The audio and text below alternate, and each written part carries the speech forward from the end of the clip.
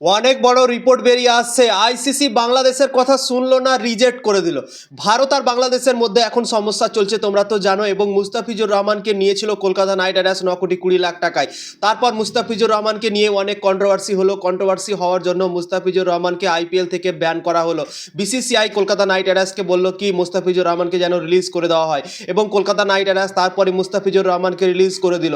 তারপর Bangladesh cricket board আইসিসিকে চিঠি লিখেছিল এবং বলেছিল কি টি-20 বিশ্বকাপে আমরা ভারতে খেলতে যাব না, সেখানে সিকিউরিটি কনসার্ন আছে, আমাদের প্লেয়াররা সেখানে সেফ নাও থাকতে পারে, সেখানে অনেক সমস্যা হতে পারে, তাই জন্যই আমরা ভারতে খেলতে যাব না, এইভাবে বলেছিল। এবং বলেছিল কি পাকিস্তান যেভাবে শ্রীলঙ্কাতে খেলছে আমাদের ম্যাচগুলো যেন শ্রীলঙ্কাতে করা হয়, এইভাবে চিঠি লিখে আইসিসিকে তারা বলেছিল।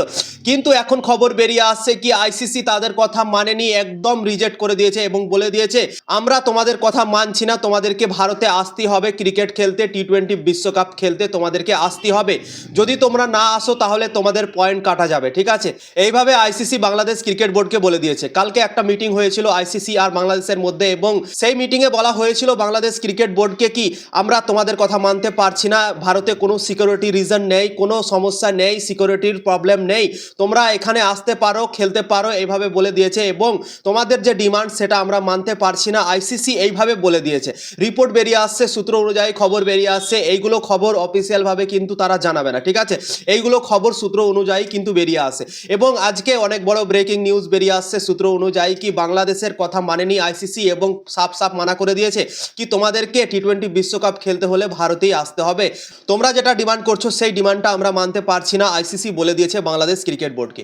এখন বাংলাদেশ ক্রিকেট বোর্ড কি করবে? বাংলাদেশ ক্রিকেট বোর্ড তো বলে দিয়েছিল কি আমরা ভারতে ক্রিকেট খেলতে যাব না, সেখানে সিকিউরিটির প্রবলেম আছে, আমাদের প্লেয়ার সেখানে সেফ থাকবে না, কি হবে না হবে, আমাদের অনেক সমস্যা হবে, এইভাবে আইসিসিকে চিঠি লিখেছিল।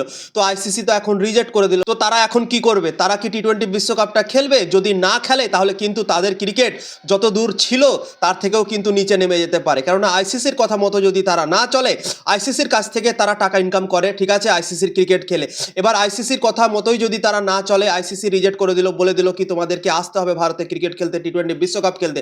এবার যদি তারা আইসিসির কথা না মানে তাহলে কিন্তু তাদের ক্রিকেট যত দূরে এখন পৌঁছে আসে না তার থেকেও নিচে চলে যেতে পারে, ঠিক আছে? তো বাংলাদেশ ক্রিকেট বোর্ড এখন অনেক সমস্যার মধ্যে পড়ে গিয়েছে, যেদিকে যাবে সেদিকেই সমস্যা ভাই। যদি টি-20 বিশ্বকাপ খেলতে না আসে সেটাও সমস্যা, যদি ধরো ক্রিকেট খেলতে আসে সেটা যেটা প্রবলেম তারা বলেছে কি আমাদের সিকিউরিটির প্রবলেম আছে, তো সেটারও একটা সমস্যা, ঠিক আছে? তো দুটোই সমস্যা দুই দিকে আছে বাংলাদেশ দলের জন্য, এবং বাংলাদেশ আছে মাঝখানে।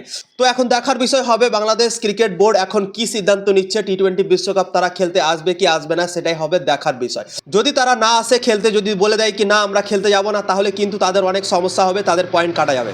তো ইনফরমেশন ভালো লেগে থাকে অবশ্যই লাইক শেয়ার করে, অবশ্যই ভিডিওটাকে শেয়ার করে সবাইকে দেখার সুযোগ করে দেবে।